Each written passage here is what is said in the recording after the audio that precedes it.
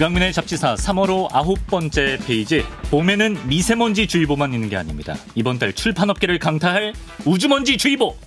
우주먼지 지용배 교수와 함께합니다. 어서 오세요. 네, 반갑습니다. 은하를 연구하는 천문학자 우주먼지 지용배입니다. 아, 반갑습니다. 네. 아니 이제 올해부터 교수먼지가 된 것도 참 축하할 일인데. 네, 감사합니다. 우리 먼지님의 신간이 또 임박했다는 소문이 있습니다. 네, 제가 이제 여기 잡지사 나와가지고 어떻게 인류가 가까운 달부터 먼 은하까지 거리를 쟀는지.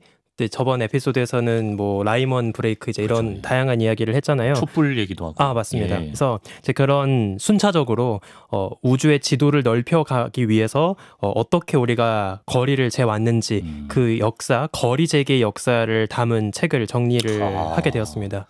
아, 제목이 갈 수 없지만 알 수 있는. 아, 네.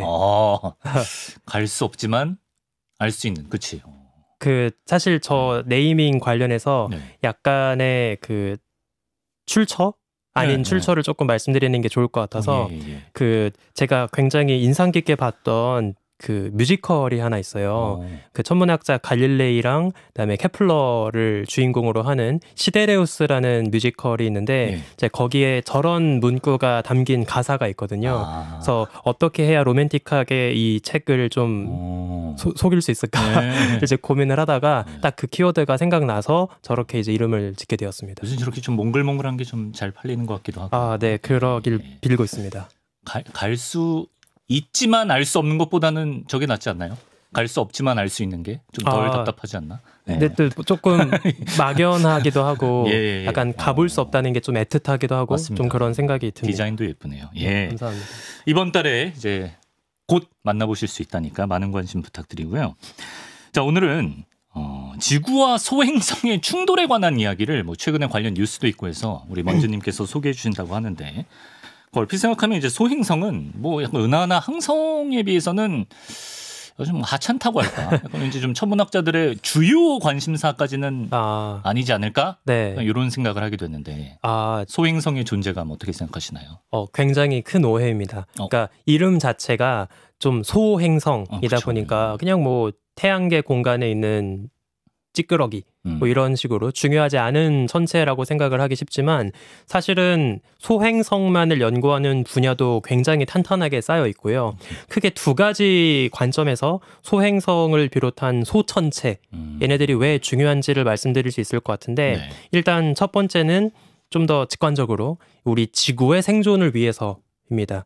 그래서 아직도 태양계 공간은 미처 교통 정리가 되지 않고 궤도를 돌고 있는 소행성들이 많이 있고 가끔씩 우리 지구와 궤도가 겹치면서 충돌할 가능성이 없지 않아요. 그리고 실제 역사를 봐도 우리 공룡의 멸종으로 잘 알 수 있듯이 이미 지구 역사에서도 소행성 충돌은 실제 벌어진 일들이었어요. 그러니까 앞으로도 안 일어날 거라고 장담할 수 없는 거죠. 그래서 우리 지구 또 인류의 문명을 최대한 존속시키기 위해서 지구를 위협하는 소행성이 정말 오고 있진 않은지 어떻게 이거를 막아야 할지 이런 관점에서 중요하다고도 볼 수 있고 또 조금 더 천문학적인 넓은 관점으로 보면 소행성 소천체들은 태양계가 처음 만들어졌을 당시 아직 지구도 없고 태양도 갓난아기였을 때 그 어린 시절의 태양계의 물질을 고스란히 품고 얼어있는 얼음 창고라고 볼 수 있어요. 그러니까 우리가 타임머신을 돌려서 50억 년 전 태양계를 직접 보는 건 당연히 불가능하지만 옛날 옛적에 태양계를 만들다가 미처 쓰이지 못하고 남은 재료들이 뭐가 있는지 그걸 조금 더 긁어 모아서 마치 사금 채취하듯이 그걸 보고 옛날 옛적엔 이런 것들이 모여서 태양계가 만들어진 거구나를 조금 추적해 볼 수 있는 거죠. 또 그런 가치가 있구나. 네. 우리가 소행성 충돌이라고도 하지만 운석 충돌이라는 표현도 흔하게 쓰는데 소행성, 운석, 혜성, 유성 다 떨어지는 이미지 부딪히는 이미지인데 어떻게 다른 겁니까? 일단 이게 조금 많이들 헷갈려 하세요. 그래서 간단하게 말씀을 드리면 일단 첫 번째 혜성은 지구와 전혀 상관없습니다. 혜성은 그냥 다른 행성들처럼 지구 궤도와 상관없이 홀로 태양을 중심으로 돌고 있는 얼음 덩어리 천체를 이야기해요. 그래서 네. 해성을 이제 영어로 코멧이라고 하는데 이 코멧의 어원이 네. 우리가 하늘을 봤을 때 약간 머리털처럼 뭔가 길게 머리카락처럼 길게 꼬리를 그린다라고 해서 그 머리털을 뜻하는 코멧이 이제 이름이 된 거거든요. 네네. 그래서 해성은 지구와 별개로 아주 먼 거리에서 혼자 우주 공간을 떠돌고 있는 얼음 천체라고 보시면 되고 예. 특히 태양에 가까이 다가올수록 태양빛이 뜨거워지고 얼어있던 얼음이 승화하면서 가스 꼬리를 남기다 보니까 좀 더 이제 가스 그 꼬리가 선명하게 보이는 거라고 보시면 뭐 되겠습니다. 접촉할 가능성 전혀 없는 애들. 네. 해성. 예. 맞습니다. 예. 그리고 이제 두 번째 소행성은 네. 똑같이 해성처럼 태양을 중심으로 홀로 궤도를 돌고 있는 천체들인데 다만 좀 모호하긴 하지만 꼬리가 없는 돌덩어리들을 보통 소행성이라고 불러요. 아, 꼬리가 없는 애들? 네. 그러니까 예를 들어서 해성은 네. 얼음의 함량이 굉장히 많기 때문에 승화한 가스가 꼬리를 선명하게 그리지만 소행성들은 주로 금속이나 암석으로만 이루어져 있습니다. 그러니까 태양에 가까이 가더라도 딱히 꼬리를 그리진 않는 거죠. 네. 근데 사실 이 기준이 조금 모호한 측면이 없지 않아 있는 게 해성처럼 얼음으로 이루어져 있지만 어떤 궤도적 특징 때문에 딱히 꼬리를 보이지 않는 그래서 한때 이거를 뭐 사해성 이런 식으로 부르기도 했거든요. 예. 그래서 이제 조금 기준이 모호한 측면이 있다. 이것도 알아두시면 좋을 것 같고요. 네. 그럼 이제 더 지구의 대기권에서 벌어지는 애들은 네. 유성과 운석이 있습니다.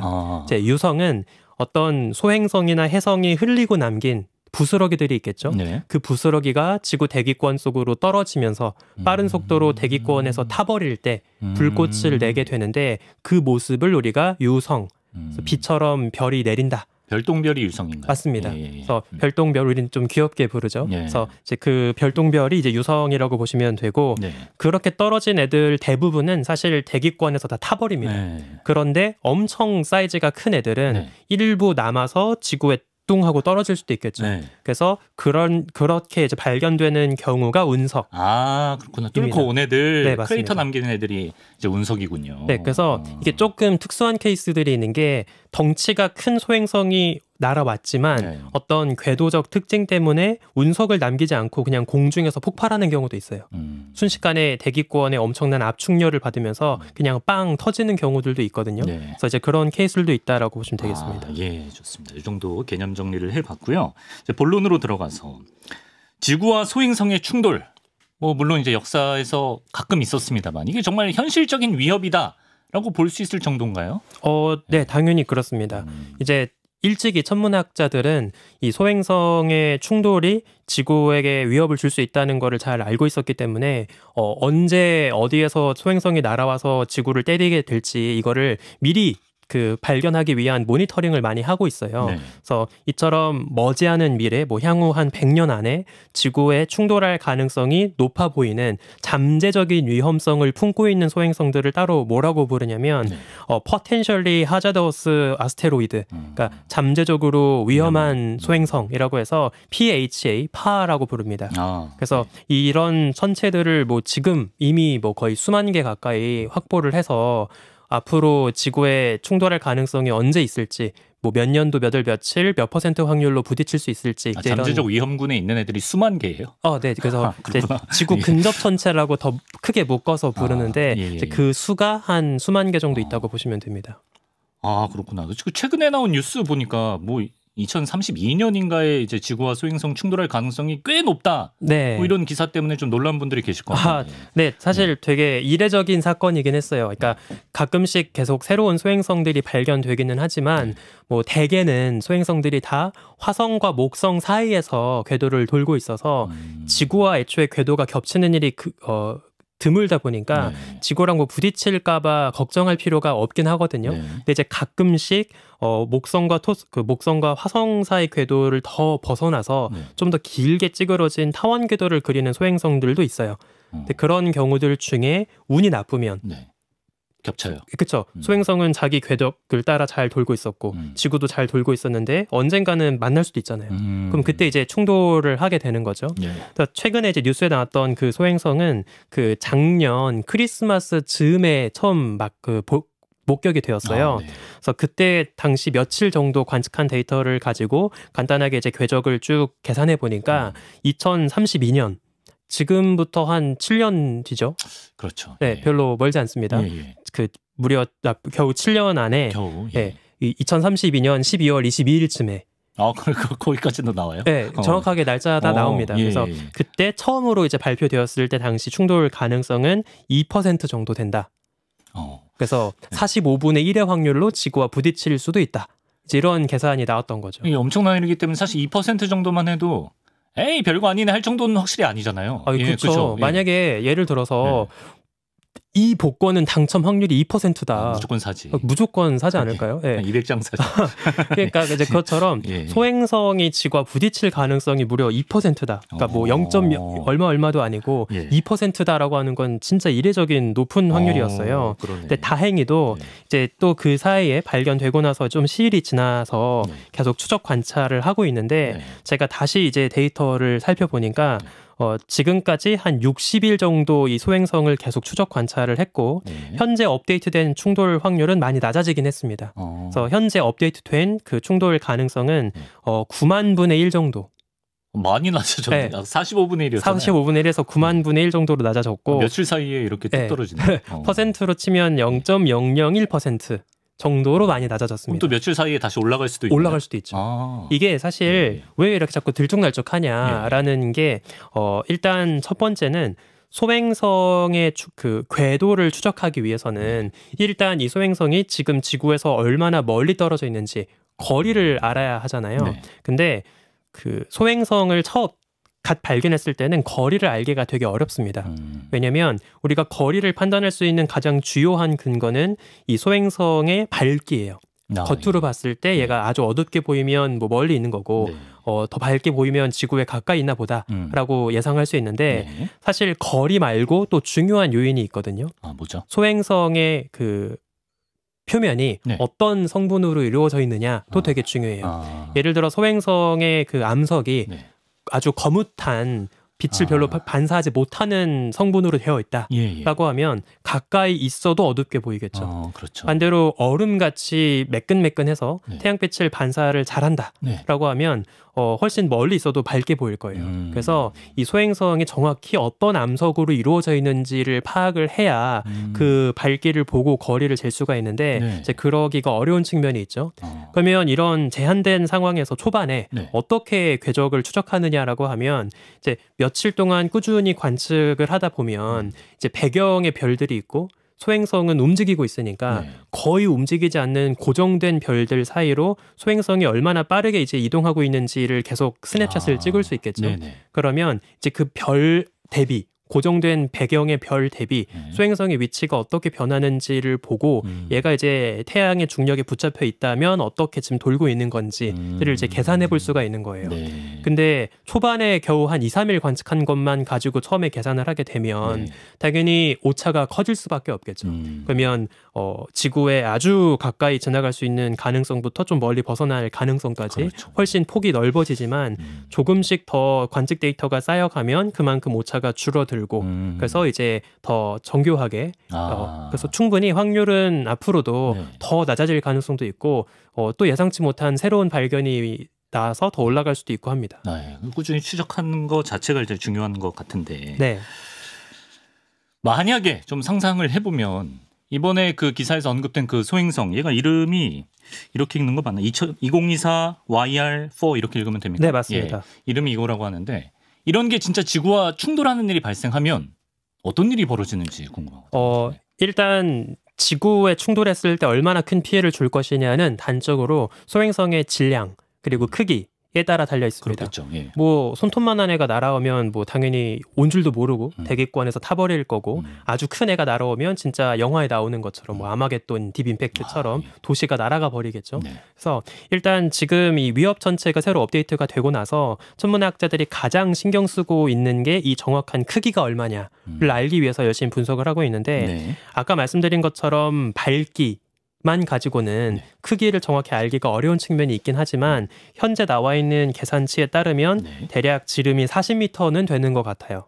지름 40m? 네, 한 30에서 100m 사이 정도 사이즈로 추정을 하고 있거든요. 제가 뭔가 저 아무것도 모르지만 제 예상보다는 좀 작은 것 같은데. 아닌가? 근데 큰 건가? 이 정도면 충분히 위협적입니다. 그래서 그래요? 예. 천문학자들이 보통 이제 그동안 통계적으로 어떻게 이야기를 하냐면 소행성의 사이즈가 30m를 넘으면 네. 대기권에 떨어져도 다 사라지지 않고 충분히 강한 위협을 줄 수 있다. 운석이 네. 떨어질 수 있다. 그런 이제 기준을 그렇게 잡고 있고요. 예. 그 역사적으로 보면 되게 유명한 사건이 하나 있어요. 혹시 그 시베리아 숲에 네. 갑자기 나무들이 누워서 발견된 퉁구스카 사건이라고 혹시 아시나요? 아니요. 이게 그 우주 좀 좋아하시는 분들 사이에서는 되게 유명한 이야기인데 예. 그 아무도 살지 않는 시베리아 한복판 숲이 우연히 이제 발견이 된 거예요. 예. 근데 나무가 서 있는 게 아니라 동그랗게 진짜 무슨 그 땜빵 자국 난 것처럼 예. 나무가 다 사라져 있고요. 예. 그 가장자리에 있는 동그란 그 가장자리에 서 있는 나무들은 약간 그 IMAX 의자 관객들처럼 다 이렇게 누워 있는 거예요. 예. 그래서 예. 뭔 일이지 이게? 라고 이제 많은 이제 추측을 한 거죠. 그래서 이게 당시 이제 러시아 쪽 지역이다 보니까 혹시 뭐 몰래 뭐 미사일 실험을 했나? 아니면 운석이 떨어졌나? 근데 운석이 떨어졌으면 크레이터가 있어야 하는데 크레이터는 또 없거든요. 아, 그래요? 네, 크레이터는 없고 그냥 매끈하게 숲이 비어 있어요. 그래서 막 온갖 음모론, 진짜 막 UFO가 착륙한 음모론자들이 딱 좋아하는 상황인데 UFO 활주로였다 뭐 이런 이제 이야기까지 나올 정도로 되게 유명한 사건이 하나 있었는데 저런 식으로 시베리아 숲에 나무들이 돼 있었다. 네, 맞습니다. 그래서 이제 저 사건 당시 어떤 일이 벌어진 건지에 대해서 여러 썰들이 있는데 그 중에 이제 가장 유력한 것 중에 하나가 한 지름 40m 정도 되는 소행성 운석이 이제 하나 지구에 날아왔는데 얘가 아까 말씀드린 것처럼 땅에 그대로 떨어지진 않았고 그 지구 대기권에 엄청난 압축열을 버티지 못한 채 공중 폭발했다. 그래서 공중에서 터져서 크레이터는 남기지 않았지만 그 주변 일대를 완전 그냥 싹쓸이 해버린 것이다. 공중에서 터졌는데 뭐 어떤 뭐 충격파 같은 것 때문에. 네, 맞습니다. 왜냐하면 그게 이제 공기를 타고 폭탄 터질 때도 엄청난 바람에 휩쓸리잖아요. 장풍처럼. 네, 맞습니다. 그래서 이제 그런 거였다. 뭐 이제 이렇게 많이들 지금은 추정을 하거든요. 정확하게는 지금은 알 수 없지만, 그래서 워낙에 그 사람이 없는 지역이었기 때문에, 그래서 이제 저 정도의 위력을 아마 주지 않을까. 그러면 40m였으니까. 네. 그래서 만약에 지금 발견된 2024YR4라고 하는 이 소행성이 진짜 어디 그 인구 밀집 지역에 만약에 떨어진다라고 하면 그러면 이제 문제는 나무 좀 대신 사람이 중요해지는 거죠. 그 가설이 맞다면 그 시베리아에 떨어진 그 추정 연도가 1908년 정도라 그러는데. 네, 맞습니다. 한 지름 40m 정도 되는 것도 생각보다 되게 자주 올 수가 있네요, 지구에. 그렇죠. 사실 우리 그나마 다행히도 이 지구 표면의 70%가 바다잖아요. 그러니까 사실은 대다수의 운석들은 다 지금 바다에 떨어지고 있어요. 그럼 하루에도 몇 개씩 떨어지는? 네, 물론 그 말씀드린 수십 미터 사이즈는 아니지만, 매우 적어요. 이제 대부분은 진짜 막 손톱만한 그런 미소 운석이라고 하는 것들이 지금도 매일 떨어지고 있는데 이제 다행히도 바다가 워낙 넓어서 대부분 우리가 신경 쓰지 않는 지역에 떨어지고 있을 뿐인 거죠. 그렇구나. 네. 저도 모르게 머리에 맞고 있을 수도 있고요. 그렇죠. 부스러기 같은 거. 네. 그리고 그 위협 소행성의 역사 관련해서 하나 또 생각이 난 게 있어서 그 지금 소개해드리는 2024YR4 말고 또 우주 좋아하시는 분들이 아직도 많이 기억하실 만한 소행성 중에 하나가 아포피스라고 있어요. 아포피스. 네. 이 아포피스는 이제 당시 처음 발견되었을 때 2029년에 충돌할 것이다. 2029년에 충돌할 것이다. 더 금방이죠. 그렇죠. 네, 그래서 2029년에 뭐 지구와 달 사이 궤도, 그래서 진짜 지구 주변을 돌고 있는 GPS 위성들 정도 거리까지 접근해서 지구와 충돌할 가능성이 매우 높다. 뭐 이제 이런 이야기가 나온 적이 있었어요. 이게 그 지구에 날아오는 소행성들이 얼마나 위협적인지를 판단하는 그 스케일을 우리가 토리노 스케일이라고 하는데, 당시 기준에 따르면 이 아포피스의 경우에는 토리노 스케일이 한 4단계?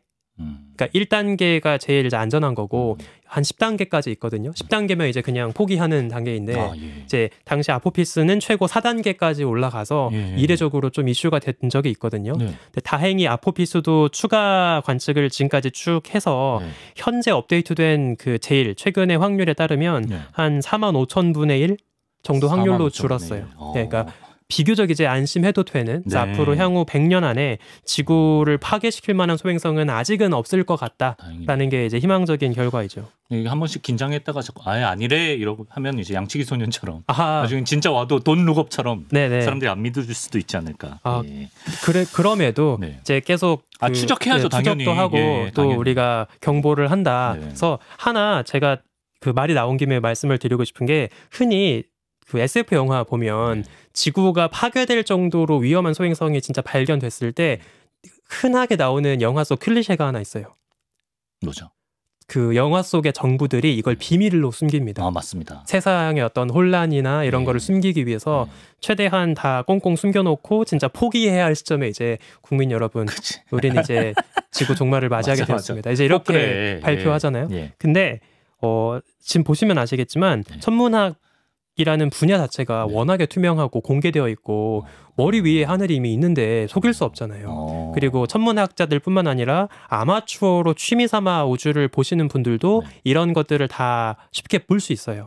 그래서 뭐 하늘을 속일 수가 없기 때문에 생각보다는 투명하고 다 약간 양치기 소년이라는 욕을 먹을지언정 그러면요. 숨기지 않고 다 예. 공개하고 있다라고 보시면 되겠습니다.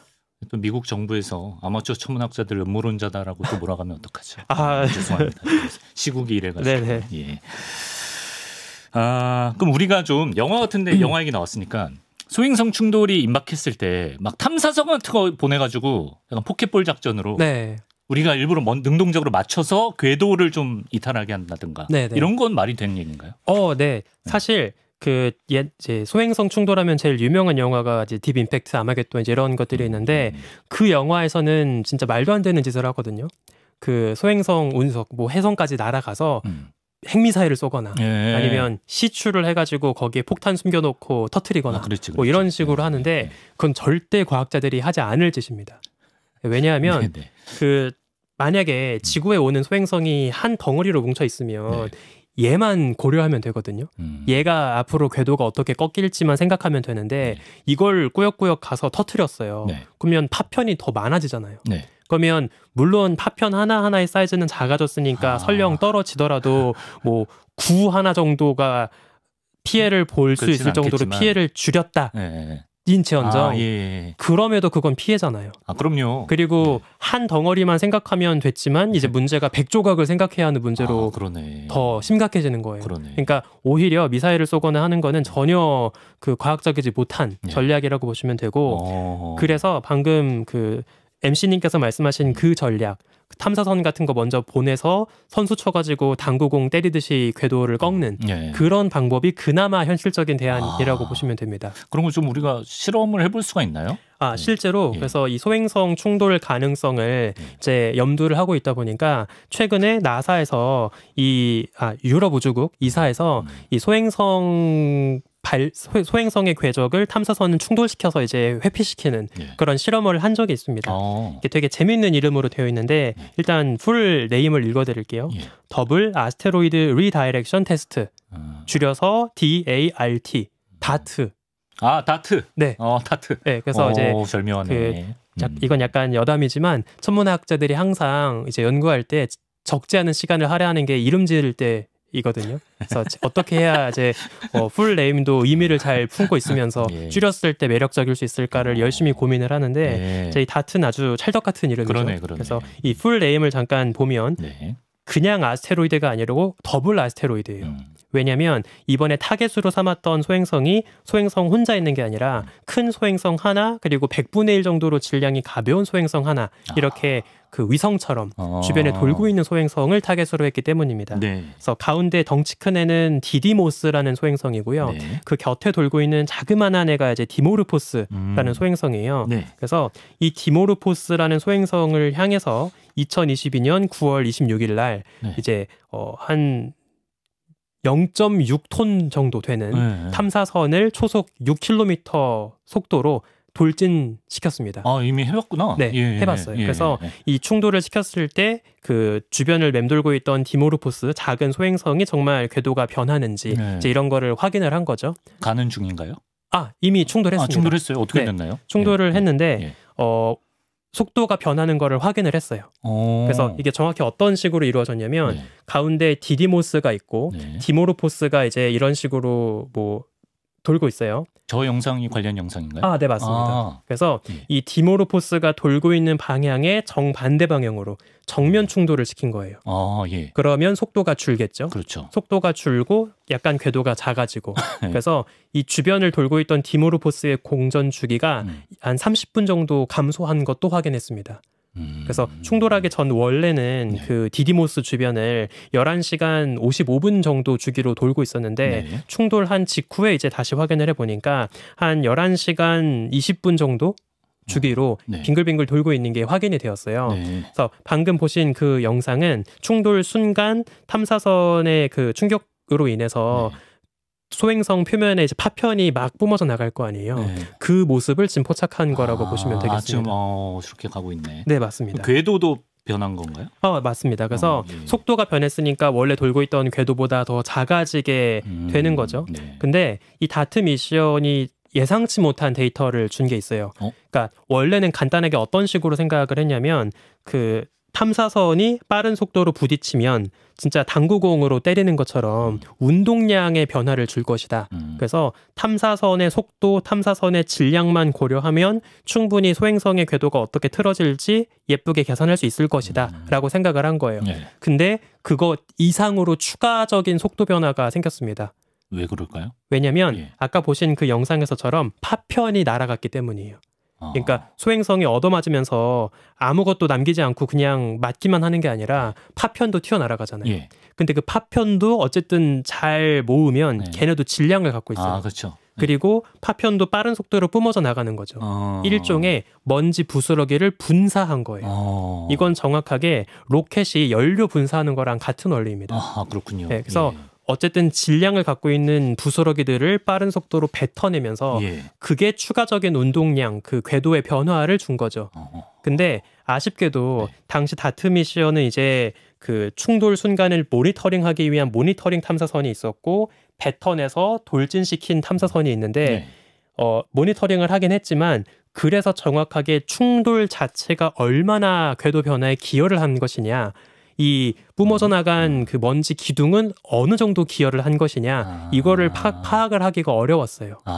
그래서 다시 또 최근에 헤라라고 하는 후속 탐사선을 보냈거든요. 그래서 이제 또 다시 디모르포스 곁에 도착을 하면 얘가 정확히 질량은 어느 정도인지, 지금 정확히 얼마나 빠르게 돌고 있는지 이런 거를 확인을 하고, 또 이번 다트 미션으로 남긴 크레이터 같은 것도 분명히 있을 거거든요. 그렇죠. 그래서 인간이 꿀밤 때려가지고 인공적으로 만든 인공 크레이터, 그게 크기가 얼마나 크게 남아있는지 이런 것들을 보면 정확하게 탐사선 자체의 변화, 그리고 이 먼지가 분사되면서 추가적으로 발생한 변화, 이런 거를 파악할 수 있을 겁니다. 그럼 이제 제2의 뭐 다트 미션의 진짜 효과를 우리가 좀 가늠해 볼 수 있겠네요. 맞습니다. 예.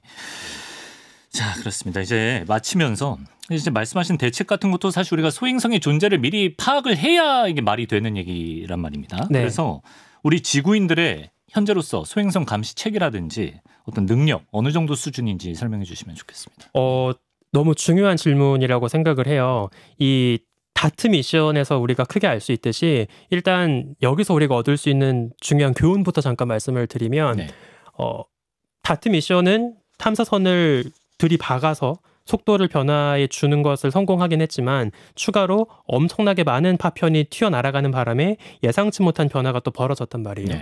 그러면 우리가 궁극적으로 올바른 소행성마다 맞춤형 전략으로 대응을 해야 될 텐데, 그러기 위해서는 소행성이 정확히 어떤 성질의 암석으로 이루어져 있는지를 미리 알아야 한다는 문제가 생기는 거예요. 그렇죠. 만약에 굉장히 말캉말캉한 소행성인데 그런 줄도 모르고 탐사선을 들이박았다고 생각을 해볼게요. 그러면 그냥 탐사선 띵 튕겨 날아가고 마인부처럼 딱히 궤도의 변화를 못 줄 수 있어요. 또는 너무 잘 부서지는 소행성인데 그런 줄도 모르고 갖다 세게 들이박으면 진짜 더 많은 파편이 날아가서 더 큰 문제가 될 수 있는 거죠.